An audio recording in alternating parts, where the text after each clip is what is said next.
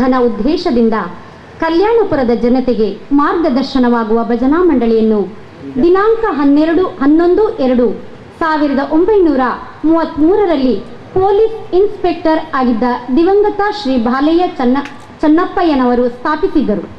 ಶ್ರೀರಾಮ ಭಜನಾ ಮಂಡಳಿ ಎಂದು ಹೆಸರು ಪಡೆದ ಈ ಭಜನಾ ಮಂಡಳಿಯನ್ನು ಶ್ರೀಯುತರು ಸ್ಥಾಪಿಸಿ ತನ್ನ ಜೀವಿತಾವಧಿಯಲ್ಲಿ ಈ ಮಂಡಳಿಯ ಅಭಿವೃದ್ಧಿಯನ್ನು ಸಾಧಿಸಿ ಕೃತಾರ್ಥರಾದರು. ಈಗ ತಮ್ಮ ಮುಂದೆ ಪ್ರಾರ್ಥನೆಗಾಗಿ ಶ್ರೀ ಕೆ.ವಿ. ಕಿಣಿಯವರಿಂದ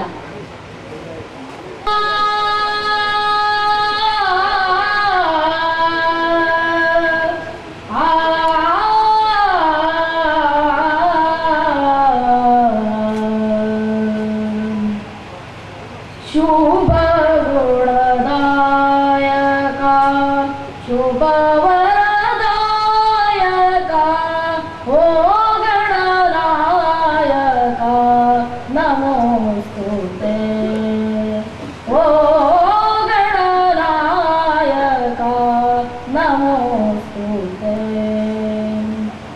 ಶುಭ ಸುಖದಾಯಕ ಶುಭ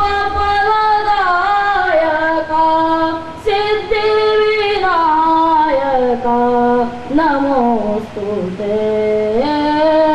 ಶುಭ ಗುಣದಾಯಕ ಶುಭ ವರದಾಯಕ ಓ ಗಣನಾಯಕ ನಮೋಸ್ತುತೆ. ಅಭವರಿ ನಾಯಕ ವಿಭವ ಪ್ರದಾಯಕ ಸಿದ್ಧಿ ವಿನಾಯಕ ನಮೋಸ್ತುತೆ. ಅಭವ ಸಮಾಸಂಗ ವಿಭವರ ಶಿಕ್ಷಕ ಬುದ್ಧಿ ವಿನಾಯಕ ನಮೋಸ್ತುತೆ. ಸಿದ್ಧಿ ವಿನಾಯಕ ನಮೋಸ್ತುತೆ. ಶುಭ ಗುಣದಾಯಕ ಶುಭ ವರದಾಯಕ ಓ ಗಣನಾಯಕ ನಮೋಸ್ತುತೆ. ಓ ಗಣನಾಯಕ ನಮೋಸ್ತುತೆ. ಅಮ್ಮ ಸುತವರಲಂಬೋದರ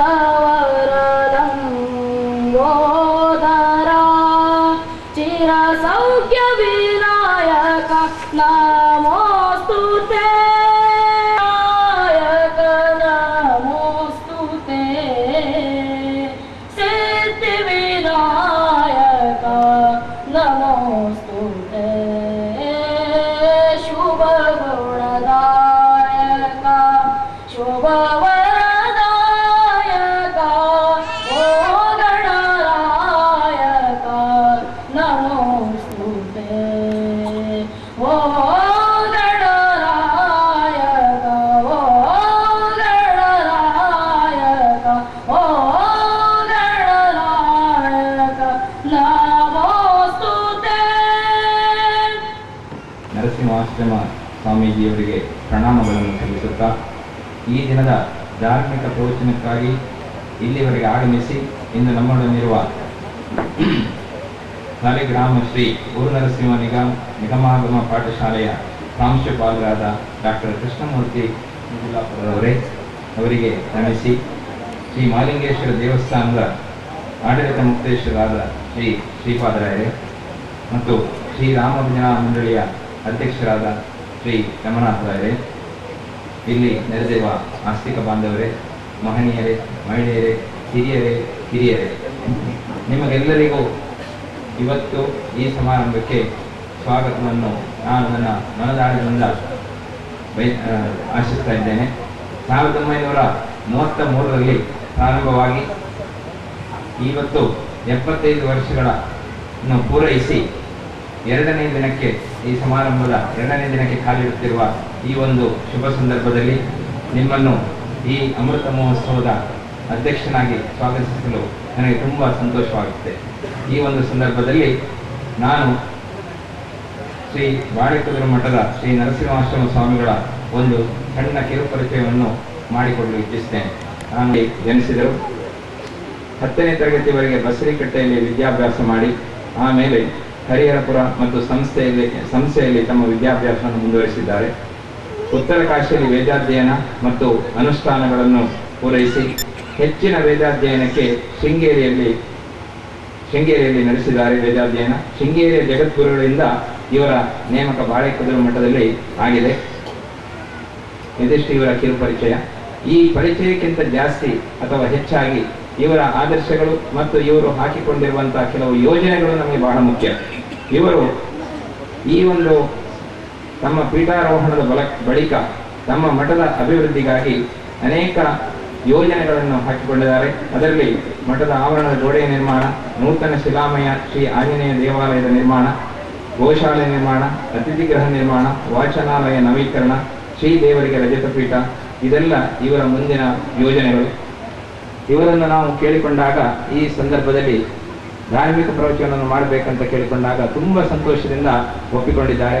ಯಾಕಂತ ಹೇಳಿದ್ರೆ ಅವರು ಪ್ರಾಂಶುಪಾಲರು ಮಾತ್ರ ಅಲ್ಲ, ನಾನು ನೋಡಿದ ಹಾಗೆ ಅವರು ಶ್ರೀ ಸಾಯಿಬಾಬರ ಭಕ್ತರು ಮತ್ತು ಭಜನೆಯನ್ನು ಅವರೇ ಸ್ವತಃ ತನ್ನ ಮುಂದಾಳತ್ವದಲ್ಲಿ ಪ್ರತಿ ವಾರ ನಡೆಸಿಕೊಡುವುದನ್ನು ನಾನು ಕಣ್ಣಾರೆ ಕಂಡಿದ್ದೇನೆ. ಇವರ ಒಂದು ಕಿರುಪರಿಚಯ: ಬಂಟ್ವಾಳ ತಾಲೂಕಿನ ಕಲ್ಲರ್ಕ ಬಳಿಯ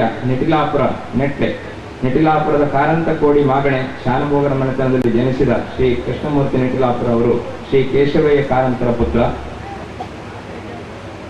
ಪುತ್ತೂರಿನಲ್ಲಿ ವಿಜ್ಞಾನ ಪದವಿ ವ್ಯಾಸಂಗದ ಬಳಿಕ ಉಡುಪಿಯಲ್ಲಿ ಋಗ್ವೇದ ಹಾಗೂ ಅಥರ್ವ ವೇದಗಳ ಅಧ್ಯಯನ ನಡೆಸಿದ ಅವರು ಉಡುಪಿಯ ಸಂಸ್ಕೃತ ಮಹಾಪಾಠಶಾಲೆಯಲ್ಲಿ ಕಲಿತು ಜ್ಯೋತಿಷ್ಯ, ವೇದಾಂತ ಮತ್ತು ಅಲಂಕಾರ ಶಾಸ್ತ್ರಗಳಲ್ಲಿ ವಿದ್ಯುತ್ ಪದವಿಯನ್ನು ಗಳಿಸಿದರು. ಸಂಸ್ಕೃತದಲ್ಲಿ ಸ್ನಾತಕೋತ್ತರ ಪದವಿ ಹಾಗೂ ಪತ್ರಿಕೋದ್ಯಮದಲ್ಲಿ ಡಿಪ್ಲೊಮಾ ಹೊಂದಿದ ಇವರಿಗೆ ಉದಯವಾಣಿ ದಿನಪತ್ರಿಕೆಯಲ್ಲಿ ಉಪಸಂಪಾದಕ ವೃತ್ತಿ. ಶ್ರೀ ಸತ್ಯ ಸಿದ್ಧಪಡಿಸಿದ ತೌಳವ ಮಂಡಲಸ್ಯ ಸಂಸ್ಕೃತ ಕಾವ್ಯಾನಾಂ ವಿಮರ್ಶ, ತುಳುನಾಡಿನ ಸಂಸ್ಕೃತ ಕಾವ್ಯಗಳ ವಿಮರ್ಶೆ ಎಂಬ ಮಹಾಪ್ರಬಂಧಕ್ಕೆ ಮಂಗಳೂರು ವಿಶ್ವವಿದ್ಯಾನಿಲಯ ಡಾಕ್ಟರೇಟ್ ಪದವಿ ನೀಡಿದೆ. ಭರ್ತೃಹರಿಯ ನೀತಿ ಶತಕ, ಶಾಂಡಿಲ್ಯ ಭಕ್ತಿ ಸೂತ್ರ, ರಾಸ ವಿಲಾಸ ಮತ್ತು ವಿಲಾಸ ಪ್ರಹಸನ, ಸಂಧ್ಯಾ ತತ್ವ ಸುಬೋಧಿನಿ, ಶಿವಯೋಗ ಪ್ರದೀಪಿಕೆಗಳ ಅನುವಾದ, ಡಾಕ್ಟರ್ ರಾಜಾರಾಮಣ್ಣನ ಸಂಸ್ಕೃತ ಮತ್ತು ವಿಜ್ಞಾನದ ಭಾಷಾಂತರ, ಶ್ರೀ ನಿಟಿಲಾಕ್ಷ ಸದಾಶಿವ ಸುಪ್ರಭಾತಂ, ಶ್ರೀ ನಂದೇಶ್ವರ ಸುಪ್ರಭಾತ, ಶ್ರೀ ಮಹಾವಿಷ್ಣು ಸುಪ್ರಭಾತಂ, ಶ್ರೀ ಗುರುನರಸಿಂಹ ಸ್ತೋತ್ರ ಮುಕ್ತಾವಳಿ ಇವರ ಮುಖ್ಯ ಕೃತಿಗಳು. ಈಶ್ವರ ದರ್ಶನ ವಾಹಿನಿ ಇವರು ಸಂಪಾದಿಸಿದ ಗ್ರಂಥಗಳು. ಸಾಲಿಗ್ರಾಮದ ಶ್ರೀ ನರಸಿಂಹ ನಿಗಮಾಗಮ ಪಾಠಶಾಲೆಯಲ್ಲಿ ಪ್ರಸ್ತುತ ಇವರು ಪ್ರಾಂಶುಪಾಲರಾಗಿ ಕೆಲಸ ಮಾಡುತ್ತಾ ಇದ್ದಾರೆ. 1946ರಲ್ಲಿ ಜನಿಸಿದ ಇವರು ಪತ್ರಕರ್ತರಾಗಿ ದುಡಿತಾ ಇದ್ರು. ಈಗ ಇವರು ಪ್ರಾಂಶುಪಾಲರಾಗಿ ದುಡಿತಾ ಇದ್ದಾರೆ. ಇದೆಲ್ಲದಕ್ಕಿಂತ ಹೆಚ್ಚಾಗಿ ಇಲ್ಲಿ ಇವರ ವ್ಯಕ್ತಿತ್ವ ಮತ್ತು ಇವರ ಸಮಾಜದ ಬಗ್ಗೆ ಕಳಕಳಿ ನಮಗೆ ತುಂಬಾ ಅಚ್ಚುಮೆಚ್ಚಾಗಿ ಹಿಡಿಸಿದೆ. ಇನ್ನು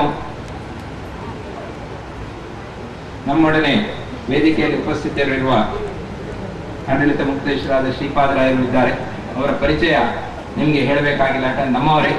ಆದ್ದರಿಂದ ಅವರಿಗೂ ನಾನು ಈ ಸಂದರ್ಭದಲ್ಲಿ ಆತ್ಮೀಯ ಸ್ವಾಗತವಾದ ರಮನಾಥ್ ರಾಯರು ಕೂಡ ನಮ್ಮೊಡನಿದ್ದಾರೆ. ಅವರಿಗೂ ನಿಮ್ಮ ಪರವಾಗಿ ಆತ್ಮೀಯ ಸ್ವಾಗತವನ್ನು ನಾನು ಬಯಸ್ತೇನೆ. ನಮಸ್ಕಾರ.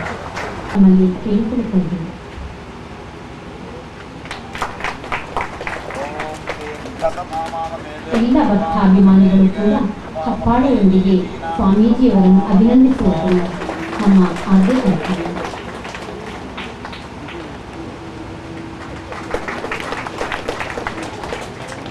ಅದರಂತೆ ಆಡಳಿತ ಮುಕ್ತೇಶ್ವರರಾಗಿರ್ತಕ್ಕಂತಹ ಕೆ ಶ್ರೀಪಾದರಾವ್ ಇವರಿಗೆ ಶ್ರೀಯುತ ನಂದಕುಮಾರ್ ಅವರು ಹಾರಾರ್ಪಣೆಯನ್ನ ಮಾಡಬೇಕಾಗಿ ಕೇಳಿಕೊಳ್ತಾ ಇದ್ದೇವೆ.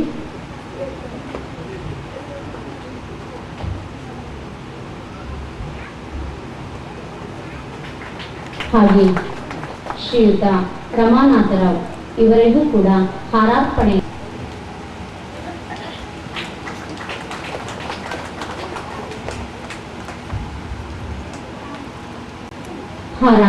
ಮಾಡಿರ್ತಕ್ಕಂತಹ ಎಲ್ಲ ಮಹನೀಯರಿಗೂ ಕೂಡ ಅಭಿನಂದನೆಗಳು. ಈಗ ಮುಂದಿನ ಸುಮಾರು 400 ವರ್ಷದ ಹಿಂದೆ ಅತ್ಯಂತ ಪ್ರಸಿದ್ಧರಾದಂತಹ ಮಹಾರಾಷ್ಟ್ರದಲ್ಲಿ ಇಬ್ಬರು ಮಹಾತ್ಮರು, ಒಬ್ಬರು ಸಂತರು, ಒಬ್ಬರು ದೊಡ್ಡ ಯೋಗಿಗಳು, ಸಮರ್ಥ ರಾಮದಾಸರು ಎಂಬುದಾಗಿ ನೀವು ಕೇಳಿರಬೇಕು. ದೊಡ್ಡ ಯೋಗಿ, ಶಿವಾಜಿಗೆ ಗುರುವಾಗಿದ್ದುಕೊಂಡು ಮಾರ್ಗದರ್ಶನ ಮಾಡಿದವರು.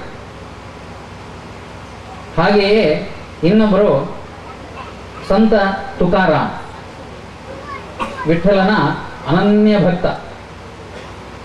ಈ ಇಬ್ಬರು ಮಹಾತ್ಮರು ಒಂದು ಸಂದರ್ಭದಲ್ಲಿ ಒಟ್ಟು ಸೇರ್ತಾರೆ, ಪರಸ್ಪರ ಸಂಧಿಸ್ತಾರೆ ಎಂಬುದಾಗಿ ಜನರಿಗೆಲ್ಲ ಗೊತ್ತಾಯಿತು. ಚಂದ್ರಭಾಗಾ ನದಿಯ ಒಂದು ತಿರುವಿನಲ್ಲಿ ಒಂದು ಕಡೆಯಿಂದ ಸಂತ ತುಕಾರಾಮ್ ವಿಠ್ಠಲ ವಿಠ್ಠಲ ಎಂಬುದಾಗಿ ಭಜನೆ ಮಾಡ್ತಾ ದೊಡ್ಡ ಅನುಯಾಯಿಗಳ ಒಂದು ಪಂಗಡದೊಡನೆ ಬರ್ತಾ ಇದ್ದಾರೆ. ಇನ್ನೊಂದು ಕಡೆಯಿಂದ ಸಮರ್ಥ ರಾಮದಾಸರು, ಅವರ ಶಿಷ್ಯರು, ಅವರ ಅಭಿಮಾನಿಗಳು, ಅನುಯಾಯಿಗಳು, ಇವರ ಒಂದು ದೊಡ್ಡ ಸಮೂಹದೊಡನೆ ಬರ್ತಾ ಇದ್ದಾರೆ. ಆ ಎರಡು ಮೆರವಣಿಗೆಗಳು ಬಂದ ಹಾಗೆ ಎರಡು ಕಡೆಯ ಮೆರವಣಿಗೆಗಳು ಚಂದ್ರಭಾಗಾ ನದಿಯ ದಂಡೆಯ ಮೇಲೆ ಸೇರ್ತವೆ. ಎಷ್ಟೋ ಜನ ಕುತೂಹಲದಿಂದ ಅಲ್ಲಿ ಸೇರಿದ್ದಾರೆ. ಏನಾಗ್ತದೆ? ಇವರು ದೊಡ್ಡ ಮೇಧಾವಿ, ದೊಡ್ಡ ಗುರು ಸಮರ್ಥ ರಾಮದಾಸರು ಅಂತ ಹೇಳಿದ್ರೆ ಹನುಮಂತನ ಅವತಾರ ಎಂಬುದಾಗಿಯೇ ಜನರು ಅವರನ್ನು ತಿಳ್ಕೊಂಡಿದ್ದಾರೆ. ಭಕ್ತಿಯಲ್ಲಿಯೂ ಕಮ್ಮಿ ಇಲ್ಲ, ಜ್ಞಾನದಲ್ಲಿಯೂ ಕಮ್ಮಿ ಇಲ್ಲ. ಅಂತಹ ಒಬ್ಬ ಮಹಾತ್ಮ, ಅವರ ಜೊತೆಯಲ್ಲಿ ಈ ಕಡೆಯಿಂದ ಸಂತ ತುಕಾರಾಮ್, ವಿಠ್ಠಲನ ದೊಡ್ಡ ಭಕ್ತ, ಅನನ್ಯ ಭಕ್ತ. ಅವರಿಬ್ಬರು ಸೇರಿದಾಗ ಏನು ಸಂಭವಿಸ್ತದೆ, ಎಂತಹ ಒಂದು ಅಮೋಘ ಘಟನೆ ಇದು ಹೇಳ್ಕೊಂಡು ಅದನ್ನು ನೋಡಲಿಕ್ಕೆ ಕುತೂಹಲದಿಂದ ಜನ ಸೇರಿದ್ದಾರೆ. ಹೀಗೆ ಎರಡು ಕಡೆಯಿಂದ ಅವರು ಬಂದು ಚಂದ್ರಭಾಗಾ ನದಿಯ ದಂಡೆಯಲ್ಲಿ ಸೇರಿದರು. ಸೇರಿದಾಗ ಏನು ನಡೆಯಿತು? ಸಮರ್ಥ ರಾಮದಾಸರು ಒಂದು ಕಲ್ಲನ್ನು ಎತ್ತಿ ಚಂದ್ರಭಾಗಾ ನದಿಗೆ ಹಾಕಿದರು. ಸಂತ ತುಕಾರಾಮ್ ಹೀಗೆ ನೋಡಿ ಮೇಲೆ ನೋಡಿದರು. ಹೀಗೆ ಇಬ್ಬರು ಮಹಾತ್ಮರ ಸಂಘಟನೆಯ ಅಥವಾ ಏನು ಇಬ್ಬರು ಅಲ್ಲಿ ಭೇಟಿಯಾದಂತಹ ಸಂದರ್ಭದ ಒಂದು ಘಟನೆ ಅಷ್ಟೇ. ಎಷ್ಟೋ ಜನರಿಗೆ ಕಾಣ್ಬೋದು, ಎಷ್ಟಯ್ಯ ಎಂಥದ್ದು, ಹೌದು ಕಲ್ಕ ನೀರಿಗೆ ಹಾಕಿದ್ರು. ಇವರು ಹೀಗೆ ಮೇಲೆ ನೋಡಿದ್ರು. ಬಹಳ ಅಮೂಲ್ಯವಾದಂತಹ ಉಪದೇಶ, ಜನರಿಗೆ ಸಂದೇಶ ಅದರಲ್ಲಿ ಅಡಗಿದೆ. ಸಮರ್ಥ ರಾಮದಾಸರು ಒಂದು ಕಲ್ಲನ್ನು ತೆಗೆದು ನೀರಿಗೆ ಹಾಕಿದ್ರು ಅಂತ ಹೇಳಿದ್ರೆ ಜನ ಹೀಗೆ ಇದ್ದಾರೆ. ಕಲ್ಲು ನೀರಿಗೆ ಹಾಕಿದಾಗ ಅದು ತೇಲುವುದಿಲ್ಲ, ಮುಳುಗಿ ಹೋಗ್ಬಿಡ್ತದೆ. ಜನರು ಸಂಸಾರದಲ್ಲಿ ಕಷ್ಟ ಕಾರ್ಪಣ್ಯ, ಅವರ ವ್ಯವಹಾರಗಳು, ಇದರಿಂದಾಗಿ ಈ ಕಲ್ಲಿನ ಹಾಗೆ ಮುಳುಗಿ ಹೋಗ್ಬಿಡ್ತಾರೆ. ಏನ್ ಮಾಡಲಿ ಎಂಬಂತಹ ಕಳಕಳಿ ಅವರು ಕಲ್ಲಿಗೆ ಕಲ್ಲನ್ನು ತೆಗೆದು ನೀರಿಗೆ ಹಾಕೋದರಲ್ಲಿ. ಅದೇನು ಮಾತಾಡಲಿಲ್ಲ ಇಬ್ರು ಸಹ. ಅಷ್ಟರಿಂದಲೇ ಸಂತ ತುಕಾರಾಮರಿಗೆ ಅದು ಗೊತ್ತಾಗಿ ಅವರು ಭಗವಂತನೇ ಕಾಪಾಡಬೇಕು, ದೇವರೇ ರಕ್ಷಣೆ ಮಾಡಬೇಕು ಎಂಬುದಾಗಿ ಹೀಗೆ ಮೇಲೆ ಕೈ ತೋರಿಸಿದರು. ಸಂಸಾರ ಸಾಗರದಲ್ಲಿ ಮುಳುಗಿದಂತಹ ಒಬ್ಬ ವ್ಯಕ್ತಿಗೆ ಉದ್ಧಾರದ ದಾರಿ ಯಾವುದು ಅಂತ ಹೇಳಿದ್ರೆ ಭಗವಂತನೇ ರಕ್ಷಣೆ ಕೊಡಬೇಕು, ಭಗವಂತನೇ ಉದ್ಧಾರ ಮಾಡಬೇಕು, ಬೇರೆ ದಾರಿ ಇಲ್ಲ ಎಂಬುದು ಸಮರ್ಥ ರಾಮದಾಸರು ಮತ್ತು ಸಂತ ತುಕಾರಾಮರ ಭೇಟಿಯ ಆ ಘಟನೆ. ಅದು ಕೆಟ್ಟ ಕೆಲಸ, ಇದೆಲ್ಲ ರಾಕ್ಷಸಿ ಪ್ರವೃತ್ತಿ. ಹೀಗೆ ದೈವಿ ಪ್ರವೃತ್ತಿ ಮತ್ತು ರಾಕ್ಷಸಿ ಪ್ರವೃತ್ತಿ ಪ್ರತಿಯೊಬ್ಬ ಮನುಷ್ಯನಲ್ಲಿ ಕೂಡ. ನಮಗೆ ದೇವರ ವಿಳಾಸ ಗೊತ್ತಬೇಕು, ದೇವರ ಅಡ್ರೆಸ್ ಗೊತ್ತಬೇಕು. ಯಾರಿಗೂ ಒಬ್ಬರಿಗೆ ಒಂದು ಕಾಗದ ಹಾಕುವಾಗ ಅವರ ಅಡ್ರೆಸ್ ಇಲ್ಲದೆ ಕಾಗದ ಹಾಕಿದರೆ ಏನಾಗ್ತದೆ? ಒಂದು ಕಾಗದ ಸುರಕ್ಷಿತವಾಗಿ ಅದರ ಗುರಿಯನ್ನು ತಲುಪಬೇಕಾದ್ರೆ ಫ್ರಮ್ ಅಡ್ರೆಸ್ ಬೇಕು, ಅಷ್ಟೇ ಇದ್ರೆ ಸಾಕಾ? ಟು ಅಡ್ರೆಸ್ ಬಹಳ ಅಗತ್ಯ. ಯಾರಿಗೆ ನಾವು ಕಾಗದ ಹಾಕಿದ್ದೇವೆ ಅದನ್ನು ಆ ಪೋಸ್ಟ್ ಮ್ಯಾನ್ ಅಥವಾ ಕೊರಿಯರ್ ಮನುಷ್ಯ ಯಾರಿಗೆ ಕೊಂಡೊಯ್ದು ಕೊಡಬೇಕು, ಅವರ ವಿಳಾಸ ಸರಿಯಾಗಿ ಇರಬೇಕು, ಸ್ಪಷ್ಟವಾದ ವಿಳಾಸ. ಕೊರಿಯರ್ನಲ್ಲಿ ಫೋನ್ ನಂಬರ್ ಕೂಡ ಹಾಕಿಬಿಡ್ತಾರೆ. ಅದು ಲ್ಯಾಂಡ್ ಮಾತ್ರ ಅಲ್ಲ, ಮೊಬೈಲ್ ಫೋನ್ ಇದ್ರೆ ಅದನ್ನು ಕೂಡ ಹಾಕ್ತಾರೆ. ಪಕ್ಕನೆ ತಪ್ಪಿ ಹೋಗಬಾರ್ದು, ಅವನಿಗೇ ಹೋಗಿ ತಲುಪಬೇಕು ಅಂತ. ಈ ರೀತಿ ನಾವು ಮಾಡಿದಂತಹ ಭಕ್ತಿ, ನಾವು ಮಾಡಿದಂತಹ ಭಜನೆ ಭಗವಂತನಿಗೆ ತಲುಪಬೇಕಾದ್ರೆ ಭಗವಂತನ ಅಡ್ರೆಸ್ ನಮಗೆ ಸರಿ ಗೊತ್ತಬೇಕು. ಏನಿದು ಭಗವಂತನ ಅಡ್ರೆಸ್ಸು? ಭಗವಂತನ ವಿಳಾಸ ಯಾವುದು?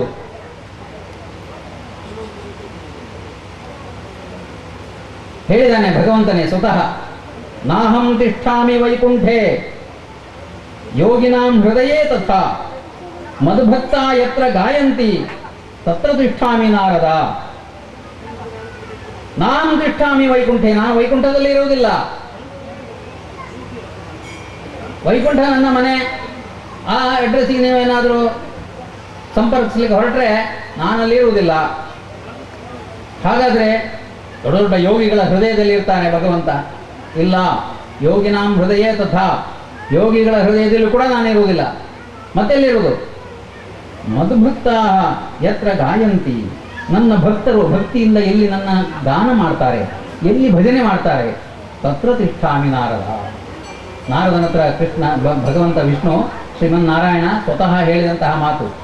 ಮಧುಭಕ್ತ ಯತ್ರ ಗಾಯಂತಿ, ನನ್ನ ಭಕ್ತರು ಎಲ್ಲಿ ನನ್ನ ಭಜನೆ ಮಾಡ್ತಾರೋ, ಭಕ್ತಿಯಿಂದ ನನ್ನ ಸ್ತುತಿ ಮಾಡ್ತಾರೋ, ತತ್ರ ತಿಷ್ಠಾಮಿ, ಅಲ್ಲಿ ಇರ್ತೇನೆ. ನನ್ನ ಅಡ್ರೆಸ್ಸು ಅದು.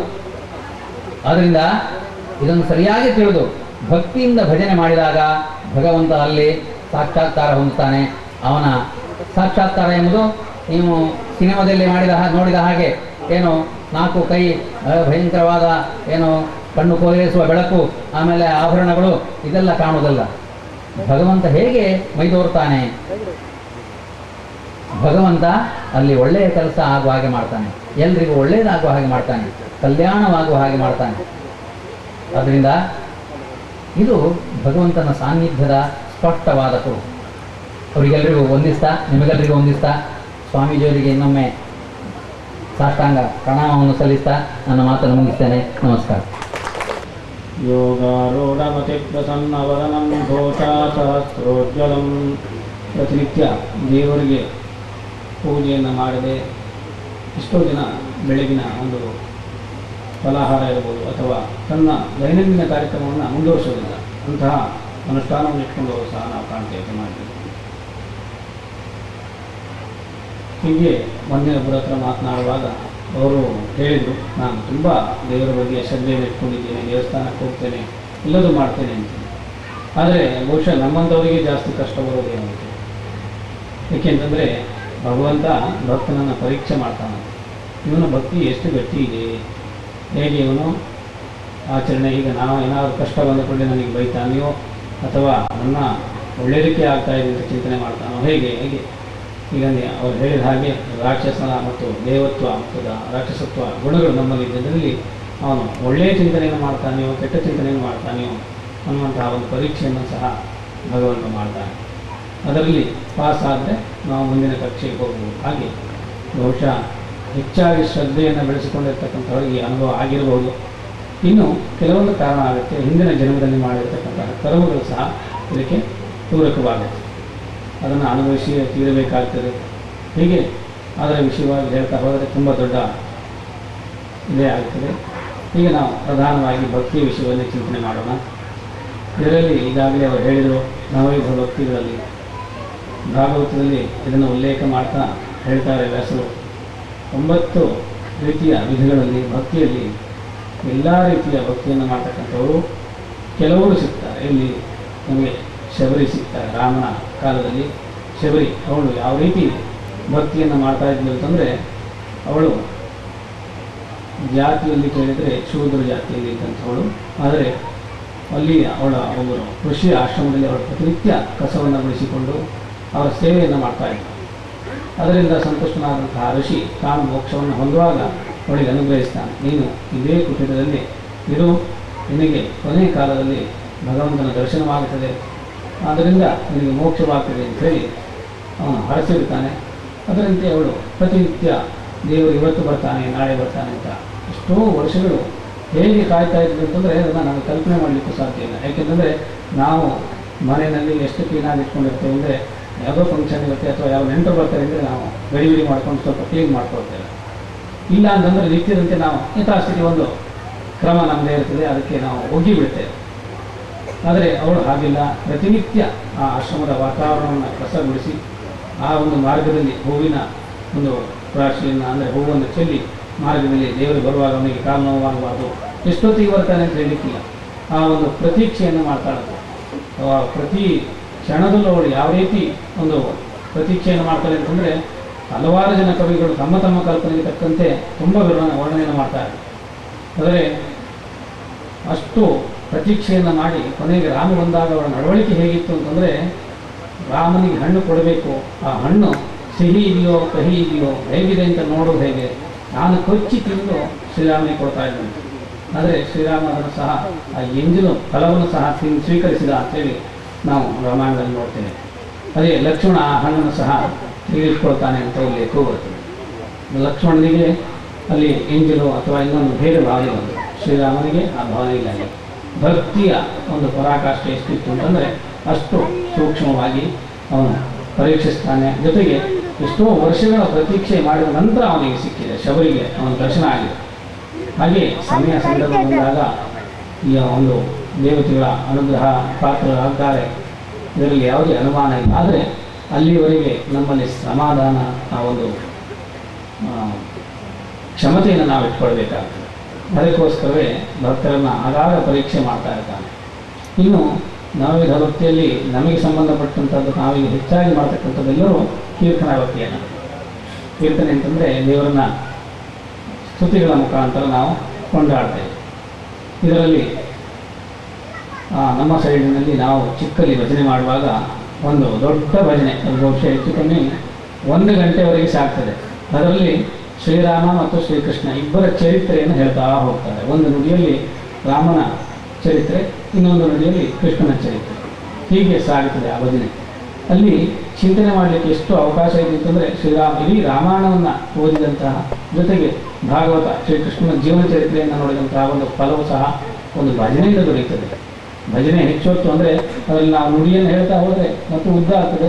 ಬರೀ ಒಂದು ಭಜನೆಯನ್ನೇ ಹೇಳ್ಕೊಂಡು ಹೋದ್ರೂ ಇನ್ನೂ ಸ್ವಲ್ಪ ಒಂದು ಅರ್ಧ ಗಂಟೆಯಲ್ಲಿ ಮುಗಿಸ್ಬೋದು ಅಂತಹ ಒಂದು ಭಜನೆ ಇದೆ. ನಮಗೆ ಇವತ್ತಿಗೂ ನೆನಪಾಗ್ತದೆ. ಏಕೆಂತಂದರೆ ರಾಮಾಯಣ ಮಹಾಭಾರತ ಕಥೆಗಳು ನಮಗೆ ಹೆಚ್ಚಿನಾಗಿ ಅದರಲ್ಲೇ ತಿಳಿದಾಗ, ಅದಕ್ಕೆ ಸಂಬಂಧಪಟ್ಟದನ್ನು ನಾವು ಹಿರಿಯರಲ್ಲಿ ಕೇಳಿದಾಗ ಆ ವಿಷಯಗಳು ನಮಗೆ ತಿಳಿತಾ ಇತ್ತು. ಅದರಿಂದ ನಮಗೊಂದು ನಮ್ಮನ್ನು ತೊಡಗಿಸ್ಕೊಳ್ಳಿಕ್ಕೆ ಅವಕಾಶ ಆಗಿದೆ.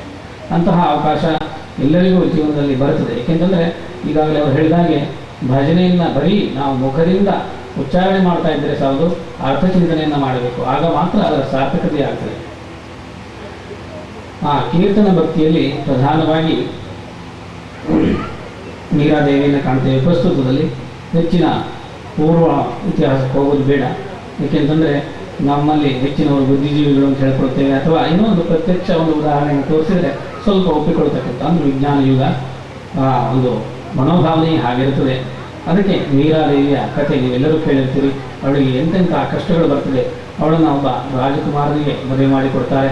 ಅವಳು ಪ್ರತೀಕ್ಷಣದಲ್ಲೂ ದೇವರನ್ನು ಕೃಷ್ಣನನ್ನು ಅಂದರೆ ಅವಳಿಗೆ ಮದುವೆ ಆಗಲಿಕ್ಕೂ ಮನಸ್ಸಿರೋದಿಲ್ಲ. ನಾನು ಕೃಷ್ಣನ ಈಗಾಗಲೇ ಮದುವೆ ಆಗಿದ್ದೇನೆ, ಕೃಷ್ಣ ನನ್ನ ಜೊತೆಗಿದ್ದಾನೆ ಅನ್ನುವಂತಹ ಭಾವನೆ ಅಷ್ಟು ತಾದಾತ್ಮ್ಯವನ್ನು ಹೊಂದ್ತಾಳು. ಆದರೂ ರಾಜಕುಮಾರನಿಗೆ ತಂದೆ ತಾಯಿಗಳ ಒತ್ತಾಯದಿಂದ ಮದುವೆ ಮಾಡಿಕೊಡ್ತಾರೆ. ಅಲ್ಲಿ ಸಹ ಅವಳು ಸುಖವಾಗಿರ್ತಾಳೆ ಅಂತಿಲ್ಲ. ಏಕೆಂತಂದರೆ ಆ ರಾಜನಿಗೆ ಲೌಕಿಕವಾದಂತಹ ಸುಖವನ್ನು ಬಯಸ್ತಕ್ಕಂಥವನು. ಅವನು ತುಂಬ ವಿಧದಲ್ಲಿ ಪ್ರಯತ್ನ ಮಾಡ್ತಾನೆ ಅವಳನ್ನು ಸಾಂಸಾರಿಕವಾಗಿ ತರಬೇಕು ಅಂತ ಹೇಳಿ. ಆದರೆ ಅವನು ಯಾವುದೇ ಪ್ರಯತ್ನಕ್ಕೂ ಅವಳು ಹೋಗೋದಿಲ್ಲ. ಕೊನೆಗೆ ಅವಳನ್ನು ಬಿಟ್ಟು ಬಿಡ್ತಕ್ಕಂತಹ ಸಂದರ್ಭವೂ ಬರ್ತದೆ. ಆದರೆ ಪ್ರತಿಯೊಂದು ಹಂತದಲ್ಲೂ ಅವಳು ಸಮಾಜವನ್ನು ಯಾವ ರೀತಿ ಎದುರಿಸಿದ್ಲು, ಹೇಗೆ ತನ್ನನ್ನು ತಾನು ಕೃಷ್ಣನಿಗೆ ಸಮರ್ಪಣೆ ಮಾಡಿಕೊಂಡಿದ್ಲು, ಅವಳು ಯಾವುದೇ ಒಂದು ಕಷ್ಟ ಬಂದರೂ ಆ ಶ್ರೀಕೃಷ್ಣ ಅವಳನ್ನು ಯಾವ ರೀತಿ ಪರಿಹಾರ ಮಾಡಿದ ಅನ್ನೋದಕ್ಕೆ ಉದಾಹರಣೆಗಳು ತುಂಬ ಸಿಗ್ತದೆ. ಹಾಗೆ ಪ್ರಹ್ಲಾದನ ಕಥೆಯು ಇದರಲ್ಲಿ ಉದಾಹರಣೆಯಾಗಿ ನಾವು ತಗೊಳ್ಬೋದು. ಹೀಗೆ ಇನ್ನು ಪ್ರಸ್ತುತವಾಗಿ ಇನ್ನೊಂದು ಕಥೆ ಹೇಳಬೇಕಂತಂದರೆ, ಒಬ್ಬಳು ಗಣಿಕ ಅನ್ನುವಂತಹ ಒಂದು ಆಮ್ರಪಾಲಿ ಅಂತ ಹೇಳ್ತಕ್ಕಂತಹ ಒಬ್ಬಳು ವೇಶ್ಯೆಯ ಕಥೆ ಬರ್ತದೆ. ಅದರಲ್ಲಿ ಪ್ರಧಾನವಾಗಿ ಅವಳು ತನ್ನ ವೃತ್ತಿಯನ್ನು ಶ್ರದ್ಧೆಯಿಂದ ಮಾಡ್ತಾ ಇರ್ತಾಳೆ. ಕಾರಣಾಂತರದಿಂದ ಆ ವೃತ್ತಿಗೆ ಅವಳು ಸಿಲುಕಿರ್ತಾಳೆ. ಆದರೆ ತನ್ನ ಶ್ರದ್ಧೆಯನ್ನು ಬರೀ ಅಲ್ಲಿ ನಾಟ್ಯ ಮಾಡ್ತಕ್ಕಂಥದ್ದು ಅವಳ ಕರ್ತವ್ಯ ಆಗುತ್ತೆ. ಈಗೆಲ್ಲ ಏನು ಈ ಕ್ಲಬ್ಗಳಲ್ಲಿ ನೋಡ್ತೀವಿ, ಆ ರೀತಿಯ ಒಂದು ಸಂಪ್ರದಾಯ ಅಲ್ಲಿ ಇತ್ತು ಅಂತ ಹೇಳ್ತಾರೆ, ಉಲ್ಲೇಖ ಮಾಡ್ತಾರೆ ಇತಿಹಾಸದಲ್ಲಿ. ಹಾಗೆ ಮಾಡ್ತಾ ಇರುವಾಗ ಅವಳಿಗೆ ತುಂಬ ಅಂದರೆ ಭಗವಂತನ ಬಗ್ಗೆ ತುಂಬ ಶ್ರದ್ಧೆ ಇರ್ತದೆ. ಆದರೆ ಅವಳ ವೃತ್ತಿಗೆ ತೊಂದರೆ ಆಗ್ತದೆ, ಏನೂ ಮಾಡಲಿಕ್ಕೆ ಆಗೋದಿಲ್ಲ. ಅಂತಹ ಸಂದರ್ಭದಲ್ಲಿ ಭಗವಾನ್ ಬುದ್ಧನ ಒಂದು ಆಗಮನವಾಗ್ತದೆ. ಆಗ ಅವಳಲ್ಲಿ ಬುದ್ಧನಿಗೆ ಹೋಗಿ ಶರಣಾಗ್ತಾಳೆ. ಆಗ ಬುದ್ಧ ಅವಳನ್ನು ಸ್ವೀಕರಿಸಿ ಎಲ್ಲರೂ ನಿಂದನೆ ಮಾಡ್ತಾರೆ ಬುದ್ಧನಿಗೆ. ಏಕೆಂತಂದರೆ ಅವಳು ಇಂಥವಳು, ಚರಿತ್ರೆ ಇಲ್ಲ, ಕೆಟ್ಟವಳು, ಹಾಗೆ ಹೀಗೆ ಅಂತ ಏನೆಲ್ಲ ಹೇಳ್ತಾರೆ. ಆದರೆ ಬುದ್ಧ ಒಂದೇ ಮಾತು ಕೇಳ್ತಾನೆ, ನೀವು ಯಾರೂ ಜೀವನದಲ್ಲಿ ಒಂದೂ ತಪ್ಪು ಮಾಡದೇ ಇರ್ತಕ್ಕಂಥವ್ರಿದ್ದರೆ ನನ್ನ ಎದುರಿಗೆ ಬನ್ನಿ, ನಾನು ಅವಳನ್ನು ಬಿಟ್ಟು ಬಿಡ್ತೇನೆ ಅಂತೇಳಿ. ಆದರೆ ಯಾರೂ ಹೋಗ್ಲಿಕ್ಕೆ ಸಾಧ್ಯವಾಗೋದಿಲ್ಲ. ಎಲ್ಲರೂ ಆತ್ಮವಂಚನೆಯನ್ನು ಮಾಡ್ಕೊಳ್ಳಿಕ್ಕೆ ತಯಾರಾಗೋದಿಲ್ಲ. ಯಾಕೆಂದರೆ ಒಳಗಿನ ಒಂದು ಆತ್ಮಸಾಕ್ಷಿ ಅಂತಕ್ಕಂಥದ್ದು ಪ್ರತಿಯೊಬ್ಬರಿಗೂ ಇದ್ದೇ ಇರ್ತದೆ. ಅದರಿಂದ ಅವ್ರು ಯಾರೂ ಬರೋದಿಲ್ಲ. ಆಗ ಬುದ್ಧ ಅವಳಿಗೆ ಹೇಳ್ತಾನೆ, ತಿಳಿ ಹೇಳ್ತಾನೆ, ಸಮಾಜಕ್ಕೆ ಇಂತಹ ಒಂದು ವ್ಯಕ್ತಿಯ ಕರ್ತವ್ಯಗಳಿರ್ಬೋದು ಅಥವಾ ಒಂದು ಕೆಲಸವನ್ನು ಯಾವುದೇ ರೀತಿಯಲ್ಲಿ ಒಂದು ಒತ್ತಡಕ್ಕೆ ಸಿಕ್ಕಿ ಮಾಡ್ತಾ ಇರ್ಬೋದು, ಆದರೆ ಅವರ ಅಂತಃಕರಣವನ್ನು ನಾವು ನೋಡಬೇಕಾಗ್ತದೆ ಅಂತೇಳಿ ತಿಳಿಸಿ ಹೇಳಿ ಅವಳಿಗೆ ಭಕ್ತಿ ಮಾರ್ಗದಲ್ಲಿ ನಡೀಲಿಕ್ಕೆ ಅವಕಾಶವನ್ನು ಮಾಡಿಕೊಡ್ತಾನೆ. ಅಲ್ಲಿಗೆ ಅವಳು ತನ್ನ ವೃತ್ತಿಯನ್ನು ಬಿಟ್ಟು ಸಂಪೂರ್ಣವಾಗಿ ಬುದ್ಧನಿಗೆ ಶರಣ ಆಗ್ತಕ್ಕಂತಹ ಒಂದು ಪರಿಸ್ಥಿತಿ ಬರ್ತದೆ. ಇಂತಹ ಉದಾಹರಣೆಗಳು ಹಲವಾರು ಸಿಗ್ತದೆ. ಈ ಸಮಿತಿಯವರಿಗೆ, ಹಾಗೆ ಈ ಭಜನಾ ಮಂಡಳಿಯ ಸದಸ್ಯರಿಗೆ ಎಲ್ಲರಿಗೂ ಮಹಾಲಿಂಗೇಶ್ವರ ಹಾಗೂ ಶ್ರೀರಾಮ, ಹಾಗೆ ಲಕ್ಷ್ಮೀ ನರಸಿಂಹ ಹಾಗೂ ಶಾರದಾಂಬೆಯರಲ್ಲಿ ನಿಮ್ಮೆಲ್ಲರ ಕುರಿತಾಗಿ ಆರೋಗ್ಯ ದೇಶವನ್ನಾಯಿತು ಕರುಣಿಸಲಿ. ನಿಮ್ಮೆಲ್ಲರಿಗೂ ಉಜ್ವಲವಾದಂತಹ ಭವಿಷ್ಯವನ್ನು ಕರುಣಿಸಲಿ. ನಿಮ್ಮ ಭವಿಷ್ಯವನ್ನು ನೀವೇ ಸಂಪೂರ್ಣವಾಗಿ ನಿಯಂತ್ರಿಸುವ ಜೊತೆಗೆ ನಿಮ್ಮ ಭವಿಷ್ಯವನ್ನು ಉಜ್ವಲವಾಗಿ ಮಾಡಿಕೊಳ್ಳಿ. ನಿಮ್ಮೆಲ್ಲರಿಗೂ ಶ್ರೇಯಸ್ಸಾಗಲಿ ಅಂತ ಆಶಿಸ್ತಾ ಈ ಎರಡು ಮಾತುಗಳನ್ನು ಮುಗಿಸ್ತೇನೆ.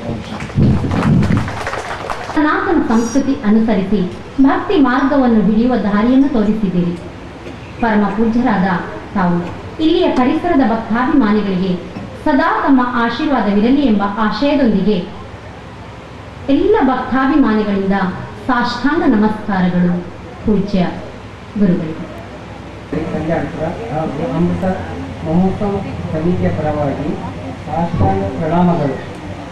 ಧಾರ್ಮಿಕ ಪ್ರವಚನ ನಡೆಸಿಕೊಟ್ಟ ಡಾಕ್ಟರ್ ಕೃಷ್ಣಮೂರ್ತಿ ನಿಖಿಲಾಪುರ ಪ್ರಾಂಶುಪಾಲರು, ಶ್ರೀ ಗುರುನರಸಿಂಹ ನಿಗಮಾಗಮ ಪಾಠಶಾಲೆ ಸಾಲಿಗ್ರಾಮ ಇವರಿಗೆ ಶ್ರೀ ರಾಮ ಭಜನ ಮಂಡಳಿ ಹಾಗೂ ಅಮೃತ ಮಹೋತ್ಸವ ಸಮಿತಿಯ ಪರವಾಗಿ ಧನ್ಯವಾದಗಳು.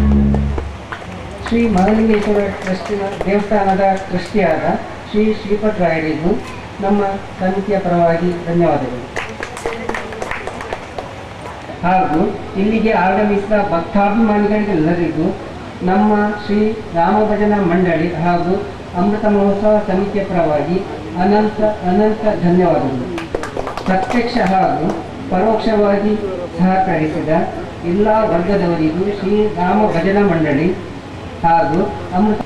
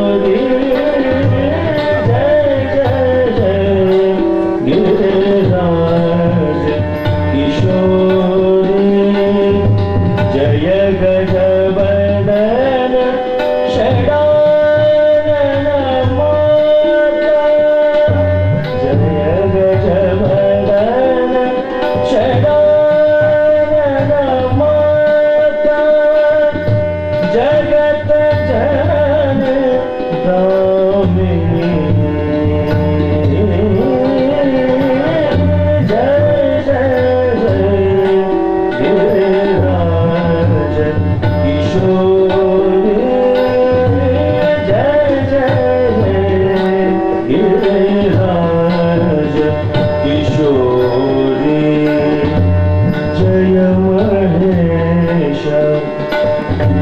जय महेश मुखचंद्र चकोरी जय जय जय गिरिराज किशोरी